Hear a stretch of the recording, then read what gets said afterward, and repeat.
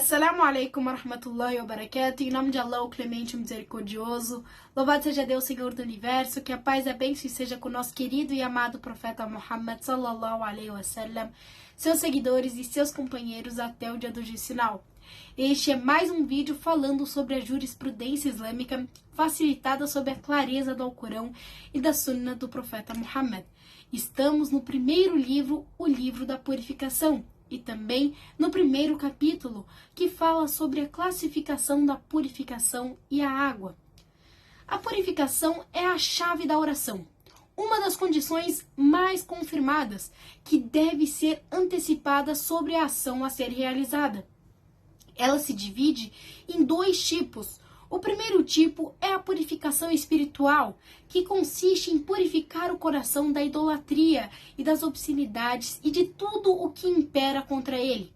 Esse tipo de purificação é mais importante que a purificação do corpo, pelo que não é possível concretizar-se a purificação do corpo enquanto existe impureza da idolatria. Conforme o Altíssimo disse na Surata At-Tauba, versículo 28, ó fiéis, em verdade, os idolatras são impuros. O segundo tipo de purificação é a purificação externa, que significa a pureza e a remoção das impurezas. O significado de remover a impureza é limpar todo o corpo utilizando a água. As descrições que impedem a prática da oração, se for impureza maior, aquela que obriga o banho, como as relações íntimas, ou se for impureza menor, aquela que obriga a ablução, como a urina. E para essa purificação menor, basta lavar com água todas as partes dos corpos que devem ser lavadas durante a ablução, seguindo com a intenção. Se há escassez de água ou desconforto na sua utilização, deve recorrer ao que substitui a água, que é a terra pura, segundo as descrições da Sharia, e vira em diante, inshallah, a explicação sobre o tayammum, que é a ablução seca. O significado de remover impureza é limpar o sujo, que seriam os excrementos, a urina e etc., do corpo, da roupa e do local. A purificação externa divide-se em dois tipos: purificação da impureza, que provém especificamente do corpo, e a purificação de khabath, impurezas externas.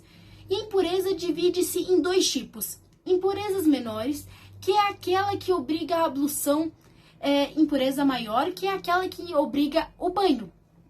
E a impureza externa também divide-se em três tipos: impureza que obriga a lavar, impureza que obriga a passar e impureza que obriga a limpar.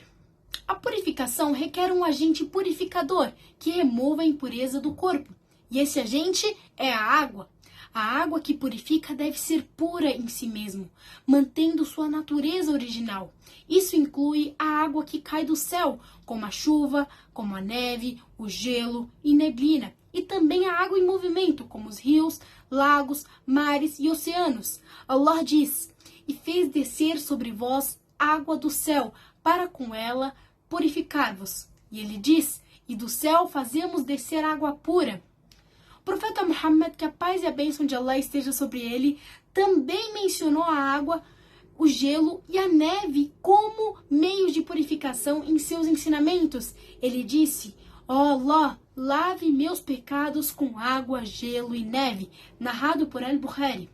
Ele também declarou que a água do mar é pura e que os animais marinhos mortos são lícitos para consumo. No entanto, outros líquidos como vinagre, combustível, suco de limão ou similares não são capazes de realizar a purificação. Allah diz: e não encontrais água? Então recorrei à terra pura. Na Surata Al-Ma'idah.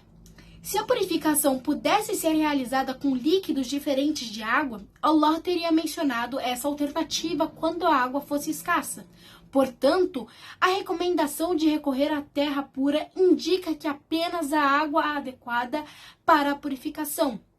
O que também é importante mencionar que os animais marinhos são os únicos seres que podemos consumir mortos. Então, qualquer animal terrestre só pode ser consumido depois do abate, certo? Seguindo as regras da Sharia. Quando a água se mistura com impurezas e uma das três propriedades, cheiro, sabor ou cor, é alterada por unanimidade, ela se torna najis, impura, e não deve ser utilizada, pois não remove impureza e nem limpa o khaba'ith. Isso é válido tanto para grandes quantidades como para pequenas quantidades de impureza. No entanto, se a água se mistura com impureza e nenhuma das propriedades foi alterada, se for uma grande quantidade, não é considerada impura e por ser utilizada para purificação. Mas, se for uma pequena quantidade, é considerada impura e não pode ser utilizada para purificação. O limite para considerar uma grande quantidade de água é atingir o qallatayn, aproximadamente 160 litros ou mais, e uma quantidade menor é considerada pequena. A prova disso é o hadith de Abu Sa'id al-Khudri, que relatou que o mensageiro de Allah, que a paz e a bênção de Allah esteja sobre ele, disse: certamente a água é pura, nada a torna impura. Outro hadith relatado por Ibn Omar afirma que o mensageiro de Allah, que a paz e a bênção de Allah esteja sobre ele, disse: quando a água atinge qallatayn, ela não carrega impurezas. No próximo vídeo, encerraremos o primeiro capítulo desse precioso livro. Até lá, wassalamu alaikum wa rahmatullahi wa barakatuh.